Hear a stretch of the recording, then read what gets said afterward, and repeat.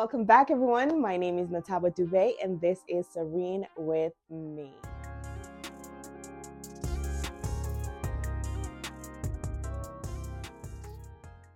Pruning doesn't just remove what's unhealthy, it reveals what we've been depending on. See, when God starts stripping away things, what we reach for next tells the truth about where our trust really is. That's why the Bible tells us the spirit is willing, but the flesh is weak. We may desire to do what is right. We may desire to fully depend on God. But in moments of pressure, pain, or exhaustion, our flesh looks for quicker relief. And sometimes that relief looks like substances. Sometimes it looks like distractions, habits, or people we turn to instead of God. And not because we are evil, but because we are human. Jesus still says, "Come to me, all who are weary and burdened, and I will give you rest." He doesn't say, "Come to me once you're strong." He doesn't say, "Come to me once you got it figured out." He says, "Come as you are." God doesn't expose our dependence to shame us. He exposes it to heal us because His grace is sufficient and His power is made perfect in our weakness. Pruning often exposes what we depend on, whether that's substances, habits, people, or anything that replaces our full dependence on God. And the truth is, our flesh is weak. Our flesh is weak. And God doesn't ask us to clean ourselves up before coming to Him. He asks us to come as we are. The spirit is willing, but the flesh is weak. For a long time, when things felt heavy in my heart, I ran to a pattern as a coping mechanism. When something painful happened, that's where I went. That's how I coped, and that's what I leaned on. One day, I said to God, I don't want to keep running to this thing every single time. I want something different. And I remember I had a visit at a church, and I heard a pastor share how God delivered him from the same struggle, and I held on to that hope. I started praying even when I was still struggling. I would say, "God, I don't want to rely on this anymore. Help me." Even when it resurfaced, I kept bringing it back to God. And one day, something changed. Without force or striving, God loosened its hold on my life. God didn't shame me out of it. He didn't rush me.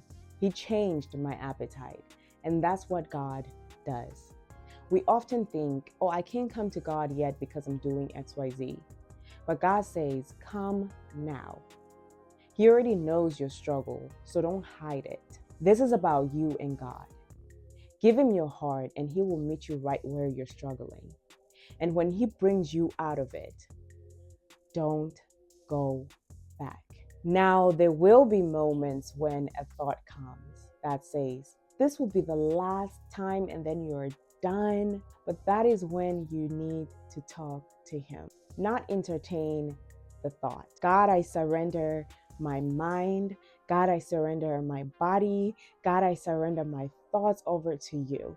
This is how I'm feeling." Let Him carry you. See, I almost didn't share this because I felt some type of way.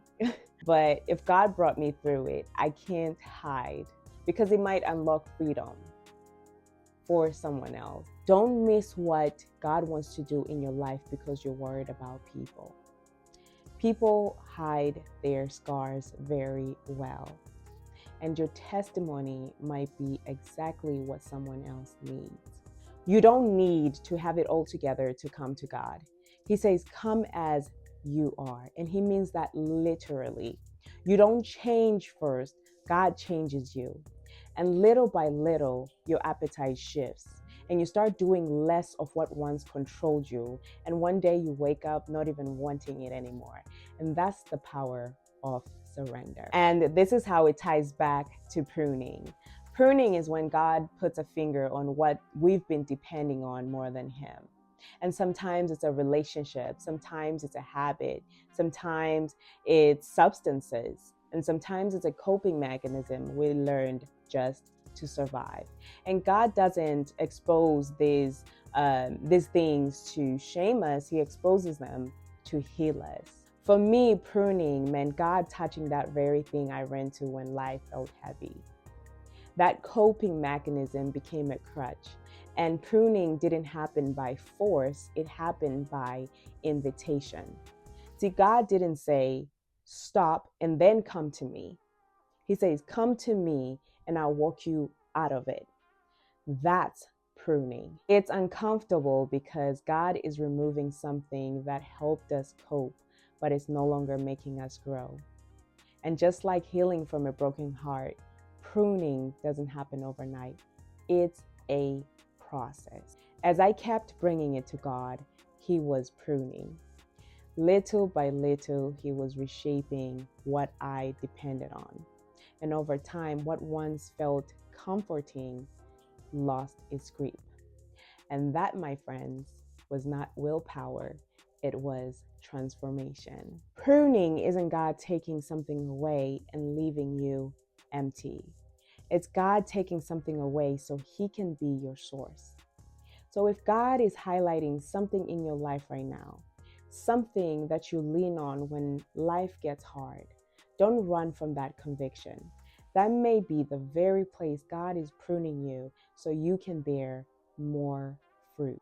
The branch doesn't understand the cut, but the gardener sees the harvest.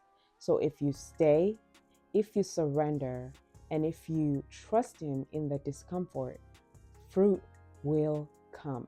So remember this as you go about your day, your week, or your life. Remain in me and I in you.